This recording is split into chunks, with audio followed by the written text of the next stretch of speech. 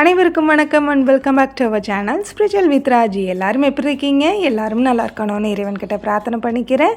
இன்றைக்கி நம்ம ட்ரீம் கார்டனை எப்படி ரெடி பண்ணலாம், என்னோடய ட்ரீம் கார்டனை எப்படி ரெடி பண்ணியிருக்கேன் அப்படிங்கிறத பார்க்கலாமா?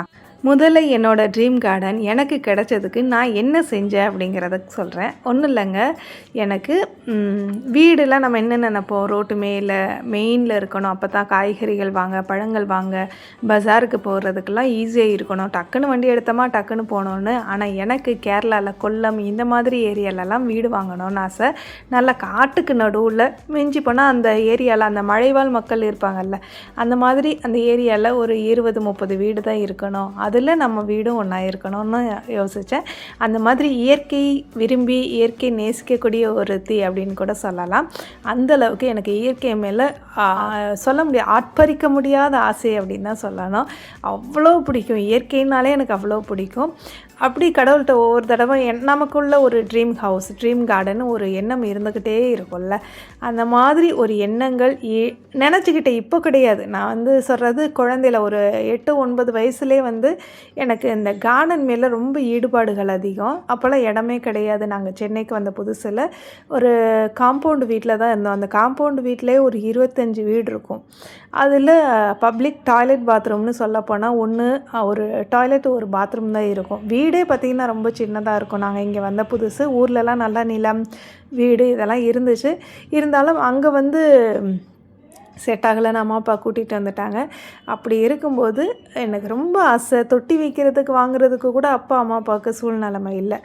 அந்தளவுக்கு ரொம்ப வருஷம் கஷ்டப்பட்டு ஆசைப்பட்டு விரும்பி விரும்பி விரும்பி அதை ரொம்ப எதிர்நோக்கி. ஏன்னா இதை எதுக்காக சொல்கிறேன், நான் நிறைய பேர் நினச்ச உடனே கிடச்சிடணும், நினச்ச உடனே பூஜை பண்ண உடனே எல்லாம் கிடச்சிடணும்னு நினைக்கிறோம். அப்படி கிடையாதுங்க.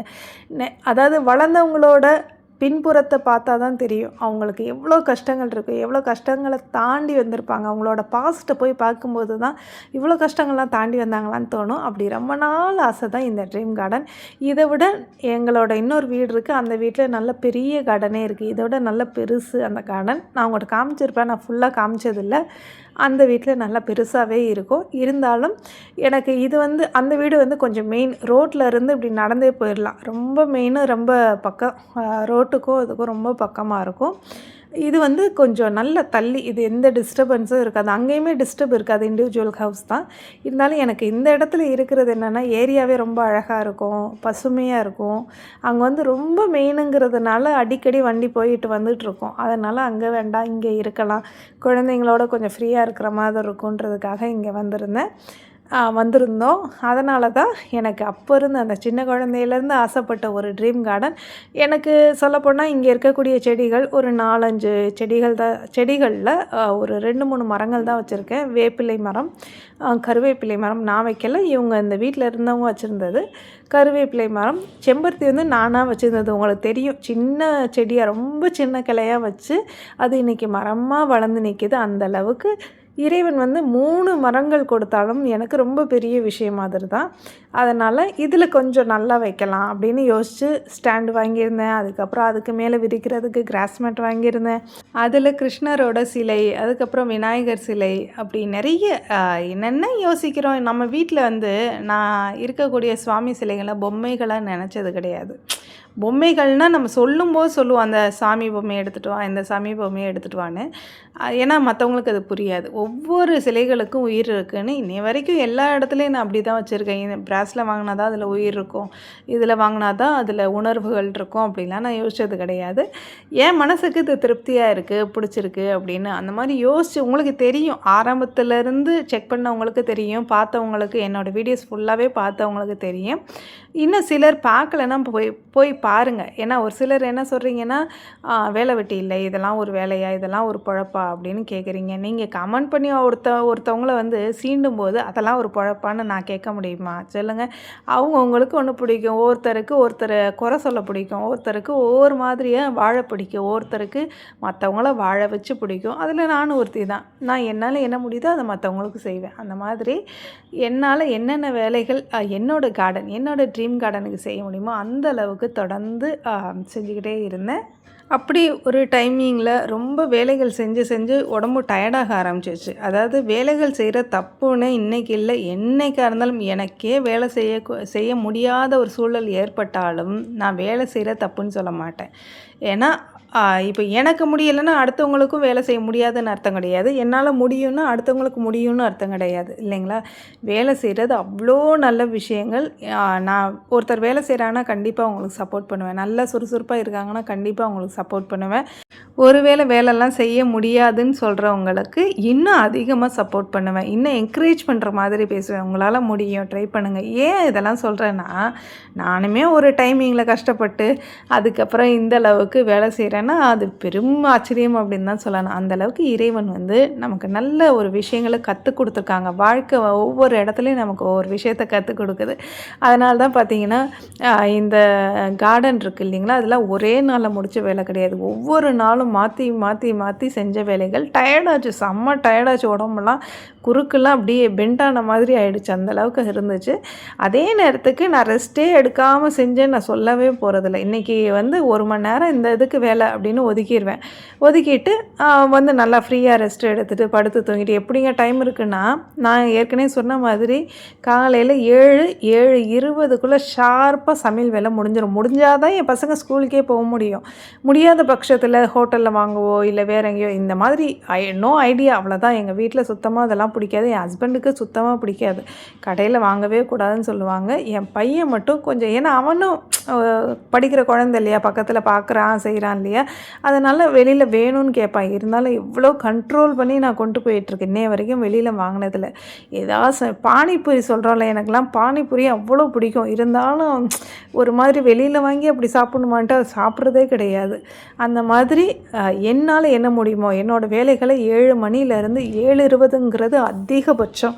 அதுக்குள்ளே முடிச்சுட்டு அதுக்கப்புறமா கிச்சன் வேலை, அங்கே காயப்படுறது, அது எல்லாத்தையுமே ஒரு 9:30 10 மணிக்குள்ளே டான்னு முடிச்சுட்டு எனக்கு பிடிச்ச வேலைகள் இன்றைக்கி இல்லை என்றைக்குமே நான் பண்ணிக்கிட்டே தான் இருக்கேன். இப்போ கிடையாது, நான் முன்னேருந்து ஒரு 6 வருஷத்துக்கு முன்னத்துலேருந்து செஞ்சுக்கிட்டே தான் இருக்கேன். அதுக்கு முன்னாடி தான் எனக்கு உடம்பு சரியில்லாதனால இந்த மாதிரி ரொம்ப பெரிய பெரிய வேலைகள் எதுவுமே நான் செய்யாமல் இந்த மாதிரியே இருந்தேன்.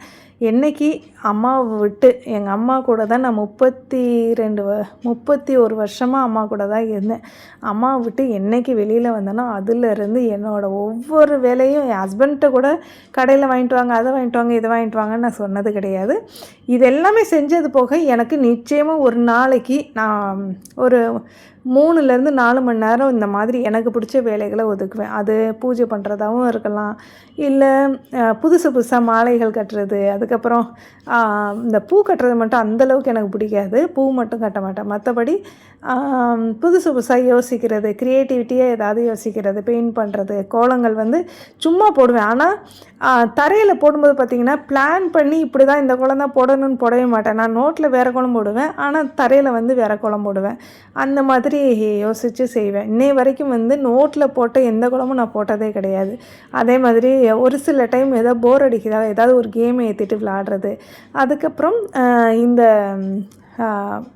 சீரியல், டிவி, படம் இதை எதுவுமே பார்க்காதனால யூடியூபர்ஸ்லாம் நிறைய வீடியோஸ் போடுவாங்க இல்லையா, அவங்க அதெல்லாம் பார்த்து ரசிப்பேன். இந்த மாதிரி வேலை செய்யும்போது ஒரு சிலரோட வீடியோஸ் எல்லாமே பார்ப்பேன். அதுவுமே ஆன்மீகம் சம்மந்தப்பட்ட சேனல்லாம், அதாவது நான் இந்த வேலைலாம் பார்த்தேன்ப்பான்னு சொல்கிறாங்களே, என்னோடய சேனல் சம்மந்தப்பட்ட மாதிரியே இருப்பாங்கள்ல, அவங்களோட வீடியோஸ்லாம் பார்ப்பேன். ரொம்ப நல்லாயிருக்கும், நானும் ரசிப்பேன். பரவாயில்லையே, நல்லா பேசுகிறாங்களே, நல்லா சிரித்து பேசுகிறாங்களே, அந்த நேரத்தில் நானும் சிரிச்சிடுவேன். பட்டுன்னு அவங்க சிரிக்கிறாங்கன்னா அதுக்கேற்ற மாதிரி நானும் கோரஸ் பாடுவேன். அந்த மாதிரிலாம் விரும்பி செய்வேன். இந்த மாதிரி என்னோடய ட்ரீம் கார்டன் அமைகிறதுக்கு எனக்கான நேரங்களை உருவாக்குனது ஒரு காரணம்னு சொன்னாலும், இன்னொரு விஷயம் சின்ன வயசுலேருந்து நான் எதிர்பார்த்தது, இப்படிலாம் நமக்கு ட்ரீம் கார்டனை கொண்டு வரணும் இந்த மாதிரி அப்படின்னு. அப்படி தான் ரொம்ப வேலைகள் செஞ்சு முடியாத பட்சத்தில் சரி இந்த மாதிரி ஸ்டாண்டை போட்டுட்டா என்ன அப்படின்னு யோசித்தேன். இந்த ஸ்டாண்டு போடுறதுக்கு பார்த்திங்கன்னா கிட்டத்தட்ட ஒரு 5000 ரூபாய் வந்திருக்கும். இதுக்கு ஒரு 120 கல்லுக்கிட்ட வந்துச்சு. 120 கல்லுக்கிட்ட ஆர்டர் போட்டிருந்தோம். ஒரு கல் 12 ரூபாயோ என்னவோ இருக்கும், 12 ரூபா அதுக்கு கம்மியாக இருக்கும், 12 இல்லை 11.50 அந்த ரேஞ்சில் வாங்கியிருந்தோம். அதுக்கப்புறம் சிமெண்ட்டு, இந்த மண், எம்சாண்டு இதெல்லாமே வாங்கி செட் பண்ணி அதுக்கெல்லாம் கரெக்டாக கூலி கொடுத்து இதெல்லாம் முடிக்கிறதுக்கு கிட்டத்தட்ட 5000 ரூபாய் வந்துச்சு. நீங்களும் இதே மாதிரி ட்ரீம் கார்டன் செட் பண்ணணும், சொந்தமாக வீடு இருக்குதுன்னு நினச்சிங்கன்னா, ஸ்டாண்டு தேவையில்லாம வாங்கி செலவு பண்ணாமல், ஸ்டாண்டு வாங்கலாம் நல்லா இருக்கும் இல்லைன்னு சொல்லலை. நல்லா டைல்ஸ் வீடுப்பா என்ன செய்யலான்னு கேட்டால் ஸ்டாண்டு வைக்கலாம். ஆனால் அதை விட வேலை குறைவாக இருக்கணும் என்ன செய்யலாம்? ஆனால் எனக்கு செடினா உசுரு, எனக்கு செடி வளர்க்கணும் அவ்வளோ பிடிக்கும்னு நினைக்கிறீங்கன்னா, இந்த மாதிரி ஸ்டாண்டு செட் பண்ணுறது நல்லது. இப்போ இந்த ஸ்டாண்டு பார்த்தீங்கன்னா, அவுட்லெட் வாட்டர் வந்து வெளியில் போகிற மாதிரி, அந்த பக்கம் வந்து வாழை மரத்துக்கு போகிற மாதிரி. இப்போ நான் இவ்வளோ வேலை பார்க்குறேன் இல்லைங்களா, இங்கே தொட்டி செடிகள்லாம் இருக்குல்ல, இந்த செடியெல்லாம் நகட்டும் போது கண்டிப்பாக மண் சிந்தும், குப்பைகள் வரும். அந்த மாதிரி குப்பையில் மேலோட்டமாக அள்ளிட்டு தண்ணியை ஊற்றி விட்டேன்னு வச்சுக்கோங்களேன், அந்த தண்ணி ஃபுல்லாகவே அந்த அவுட்லெட் அந்த வாட்டர் போகிற இடத்துல கரெக்டாக போய் சேர்ந்துடும். அதனால் நீங்கள் இந்த மாதிரி ஐடியா பண்ணலாம். மரம் செடி கொடிகள் எது இருந்தாலும் இப்படி பண்ணலாம். நமக்கு கண்ணுக்கு குளிர்ச்சியாக இருக்கிறதுக்கு நல்லா அழகாக சுற்றி சுற்றி பெயிண்ட் அடிக்கலாம். இந்த பெயிண்டில் ஒரே நாள் அடிக்கலை, கிட்டத்தட்ட ஒரு வாரத்துக்கிட்ட பெயிண்ட் அடிக்கிறதுக்கு மட்டுமே ஆச்சு. அவங்க கட்டுறது ஒரே நாளில் முடிச்சு கொடுத்துட்டு போயிட்டாங்க. அன்னைக்கு மழை பெஞ்சு அதுக்கப்புறம் மறுபடியும் மேலே லைட்டாக செதறி இருந்துச்சு. நல்ல வேளை வேறு எதுவும் களையல், அடித்த மழைக்கு ஃபுல்லாகவே போயிருக்கும். நான் பெட்ஷீட்டு இருக்கிற பெட்ஷீட்டு அதுக்கப்புறம் துணியெல்லாம் டோர்மேட்லாம் எடுத்து போட்டு கொஞ்சம் கவர் பண்ணேன். மேலாப்பில் மட்டும் செதறி இருந்ததை அப்படியே சிமெண்ட் பால் ஊற்றி வீட்டில் இருக்கக்கூடிய வைப்பரை வச்சு என்னென்னவோ வச்சு பண்ணி நல்லா ஷைனிங்காக கொண்டு வந்துட்டேன். அதுக்கு மேலே பெயிண்ட் பண்ணாமல் இருந்தால் எப்படி பார்க்குறதுக்கு அழகாக ஒரு நந்தவனம், மினி நந்தவனம் மாதிரி இருக்கணும் இல்லையா, அதனால் கொண்டு வந்தேன். அதில் வந்து சுற்றி நம்ம தொட்டி வச்சோம் அப்படின்னா அந்த தொட்டியில் கசிகிற தண்ணி ஃபுல்லாகவே அந்த ஹோல்ஸில் போயிடும். ஸோ நமக்கு பார்க்குறதுக்கு நீட் அண்ட் லுக்காக இருக்கும். அதே மாதிரி இப்போ பாருங்களேன், நான் க்ளீன் பெருக்கிறேன், இதே மாதிரி தொட்டி வச்சாலும் குப்பைகள் வரும். ஆனாலும் நம்ம இந்த மாதிரி பெருக்கி விட்டுட்டோன்னு வச்சுக்கோங்களேன், கீழே எந்த டஸ்ட்டும் நிற்காது. இப்போ நம்ம கீழே வச்சோன்னா ஒவ்வொரு தொட்டிக்கு இடையிலையுமே குப்பைகள் போய் நிற்கும். மேக்ஸிமம் ஸ்டெப் ரேக் மாதிரி செட் பண்ணும்போது அந்த இடுக்குகளில் குப்பை வந்து நிற்காது. மழை பெஞ்சாலோ இல்லை நம்ம தண்ணி அடிச்சு விட்டாலும் அந்த பக்கம் எந்த பக்கம் சரிவாக இருக்கோ அந்த பக்கம் விழுந்துடும். அப்போ தண்ணி அடித்து விடும்போது நல்லா கீழே விழுந்துடும் எல்லா குப்பைகளும். அதனால் இந்த மாதிரி நீங்கள் ஒரு சின்ன ஐடியா பண்ணலாம். இவ்வளோ பெருசு இப்படி தான் செய்யணும்னு நான் சொல்லலை. உங்கள்கிட்ட எவ்வளோ இடம் இருக்கோ அதுக்கேற்ற மாதிரி தாராளமாக செய்யலாம். முன்ன காலத்துலலாம் பார்த்திங்கன்னா திண்ணை போட்டு வைப்பாங்க. நான் கூட யோசித்தேன், இவ்வளோ இடத்த வேஸ்ட் பண்ணியிருக்காங்களேன்னு. ஆனால் அதை நம்ம நல்லா யோசித்து பார்த்தா தான் தெரியாதுல, நம்ம குழந்தைங்க விளையாட, வீட்டுக்கு வரவங்க உட்கார, டக்குன்னு கிச்சனுக்குள்ளே போயிட மாட்டாங்க. வீட்டுக்கு வரவங்க பெண்களாக இருந்தால் மட்டும், நல்லா தெரிஞ்சவங்களாக இருந்தால் மட்டும் உள்ள கிச்சன் வரைக்கும் போவாங்க. அந்த மாதிரி அந்த திண்ணை போட்டிருப்பாங்க. வரக்கூடிய ரொம்ப தூரம் நடந்து வர்றவங்களாம் உட்காரணுன்றதுக்காகவே திண்ணை போட்டு அடியில் வந்து இந்த கோழி தங்குறதுக்கு கூடு மாதிரி செட் பண்ணியிருப்பாங்க. அதெல்லாம் அழகாக இருக்கும். அந்த மாதிரி நமக்கு என்ன ஐடியா இருக்கோ, நம்ம க்ரியேட்டிவிட்டிக்கு தகுந்த மாதிரி நம்ம இந்த மாதிரி செட் பண்ணிக்கலாம். நமக்கு வேலையும் செய்யணும், அதே நேரத்துக்கு ரொம்ப கஷ்டப்பட்டு, அதாவது ஒரு ஒரு ஹாஃப் அன் ஹவர் பார்க்குற வேலையை 2 மணி நேரம் பார்த்தோன்னா நம்மளோட உடம்பு ஒத்துழைக்காது இல்லைங்களா. அதனால் இந்த மாதிரி நான் ஒரு ஐடியா செட் பண்ணியிருக்கேன். நான் இப்போ காலையில் தண்ணி ஊற்றுறேன் செடிகளுக்கு அப்படின்னா, மிஞ்சி போனால் ஒரு 10 நிமிஷத்தில் செடிகளுக்கு தண்ணி ஊற்றிடலாம். இப்போ இந்த இடத்துல பெருக்கி க்ளீன் பண்ணணும் அப்படின்னு நினச்சனாலுமே அது ஒரு 10 நிமிஷத்தில் செஞ்சிடலாம். தனியாக ஒரு கோலம் போடணும்னு நினைக்கிறேன்னு வச்சுக்கோங்களேன், இப்போ கொஞ்சம் நல்லா பெருசாக கோலம் போடுறேன்னா அது வந்து ஒரு 10 நிமிஷம் இந்தான்னு பார்த்தாலே ஒரு 45 மினிட்ஸ் கிட்ட ஆகிடுது. இதே நாங்கள் கோலம்லாம் போட மாட்டோம், எங்களுக்கு ஸ்டாண்டு இருந்தாலே போதும்னு நினச்சிங்கன்னா நீங்கள் அப்படியே வந்து ஸ்டாண்டு மாதிரி செட் பண்ணிக்கலாம். என்னை பொறுத்த வரைக்கும் துளசி மாடம் வைக்கிறீங்க, நந்தவண்ணம் மாதிரியே செட் பண்ணுறீங்கன்னா சின்னதாக ஒரு ஸ்டார் போட்டோன்னா 10 நிமிஷம்லாம் எடுக்காது. ஒரு 3 நிமிஷத்தில் கோலம் போட்டு நல்லா அலசி விட்டுட்டு கோலம் போட்டுட்டு நம்ம வந்துடலாம். அந்த மாதிரி உங்களோட க்ரியேட்டிவிட்டிக்கு தகுந்த மாதிரி ஸ்டாண்டு வைக்கிறதோ இல்லை குட்டி நந்தவனம் ரெடி பண்ணுறதோ அவங்கவுங்களுக்குன்னு ஒரு எண்ணம் இருக்கும், அதுக்கேற்ற மாதிரி ரெடி பண்ணலாம். இதில் நான் என்ன விஷயம் சொல்ல வரேன் அப்படின்னா, நம்ம நந்தவனம் ரெடி பண்ணுறது கூட ரொம்ப பெரிய விஷயமாக இருந்தாலும் அதை க்ளீன் பண்ணணும்னு நினச்சிட்டோம்னாலே ரொம்ப டயர்டாக இருக்கும். ஏன்னா முன்னையுமே இதே நந்தவனம் இருந்துச்சு, ரொம்ப அழகாகவும் இருந்துச்சு. நீங்கள் பார்த்துருப்பீங்க, முருகனுக்கு டெய்லி அபிஷேகம் பண்ணிடுவேன், செங்கல் பூஜை பண்ணிடுவேன், இந்த மாதிரி நிறைய வேலைகள் இந்த நந்தவனத்தில் செஞ்சுக்கிட்டே தான் இருந்தேன். ஆனாலும் ரொம்ப கஷ்டப்பட்டு செய்வேன். ஒரு தடவைலாம் க்ளீன் பண்ணதெல்லாம் கிட்டத்தட்ட ஒரு 4 வீடியோவோ என்னவோ நான் க்ளீன் பண்ணுறது மட்டுமே காமிச்சிருப்பேன். கார்டன் க்ளீனிங் வீடியோவே காமிச்சிருப்பேன், நீங்கள் பார்த்துருப்பீங்க. அந்த மாதிரியே ஒவ்வொரு ஸ்டாண்டையும் எடுத்து வச்சு ஒவ்வொரு தொட்டியும் எடுத்து வச்சு இப்படியே எனக்கு க்ளீன் பண்ணி அன்றைக்கி ஃபுல்லாகவே ரொம்ப டயர்டான மாதிரி ஆகிடும். இப்போ இனிமேல் எப்படி செய்வேன்னா, இந்த நந்தவனத்தில் அழகாக நடுவில் துளசி மாடம் செட்டில்டாக அங்கேயே உட்காந்துட்டாங்க. அதே மாதிரி தொட்டிகளையும் செட்டில்டாக அங்கேயே உட்கார வச்சுருவேன். இதில் பிளேட்ஸ் எல்லாம் வைக்கிற ஐடியா இல்லை எனக்கு. ஒவ்வொரு தொட்டிக்கு இடையிலையும் பிளேட்ஸ் வைக்க வேணாம்னு நினைக்கிறேன். அது எப்படிங்கிறது ஃப்யூச்சரில் தான் பார்க்கணும். அதனால் அழகாக தொட்டியை வைக்கிறேன்னா மேலே கூடி க்ளீன் பண்ணி நல்லா தண்ணி அடித்து ஃபோர்ஸாக அடித்து விட்டுட்டேன்னு வச்சுக்கோங்களேன், எல்லா குப்பைகளும் அங்கங்கே போய் விழுந்துடும். ஃபைனலாக நான் க்ளீன் பண்ணி விட்டுட்டு நடுவில் டெய்லி ஒரு கோலம் போட்டே ஆகணும்னு. இதுக்கு முன்னாடி அதே தான் போட்டேன். ஆனால் என்னைக்காவது குப்பை ரொம்ப அதிகமாக வரப்போ என்ன யோசிப்பேன், எல்லாத்தையும் க்ளீன் பண்ணி ஸ்டாண்ட் எல்லாத்தையும் க்ளீன் பண்ணி ஃபைனலாக கோலம் போடுவோன்னு நினைப்பேன்னா, ஆனால் காலையில் ஆரம்பிக்கிற வேலை கிட்டத்தட்ட மதியானத்துக்கு மேலே ஆகிடும். அப்புறம் சரி காலையில் கோலம் போட முடியல, ஈவினிங் கோலம் போடுவோன்னு ஈவினிங் ஆகிடும். இதே நான் இந்த மாதிரி டைமிங்கில் காலையில் முடியாத பட்சத்தில் கூட ஒரு சின்ன ஸ்டார் போட்டுட்டு அதில் முடிஞ்சால் தீபம் ஏற்ற போகிறேன், முடியலையா ஈவினிங் கூட தீபம் ஏற்றிக்கலாம். அதனால் உங்கள்கிட்ட ஒரு சின்ன ஐடியாவை இருக்குங்கிறதுக்காக தான் இதை சொன்னேன்.